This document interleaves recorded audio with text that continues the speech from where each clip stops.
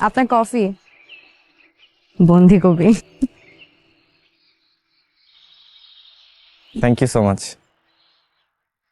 আচ্ছা নামে আপনার কফির ছোঁয়ায় হৃদয়ে ফিরুক ভয়াবহ তারুণ্য, সবুজে ভরে যাক পৃথিবীর তাবৎ মরুভূমি।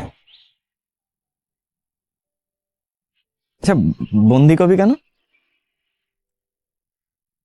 বন্দি কবি কারণ মাস্ক আর গ্লাভস পরে কেউ কবিতা বলে না।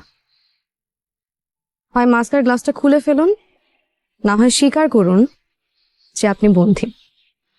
ইচ্ছে তো করে, কিন্তু ডাস্ট অ্যালার্জি, তাছাড়া ভাইরাস, ব্যাকটেরিয়া, ফাঙ্গাল ইনফেকশন থেকে এই মাস্ক গ্লাভস আমাকে প্রোটেক্ট করে। So I am seal from any tension. Tension করাটাও কিন্তু ওয়ান কাইন্ড অফ আর্ট। আশেপাশে সবাই যখন টেনশন করছে, কাজ করছে, ছুটছে, তখন আপনি মাস্ক আর গ্লাভস পরে নিজেকে কুল ভাবছেন। কফিতে একটা সিপ নিন, পাহাড়ের দিকে তাকিয়ে চিৎকার করে বলেন, আমার কোনো বাধা নেই, আমি মুক্ত, আমি পাখি।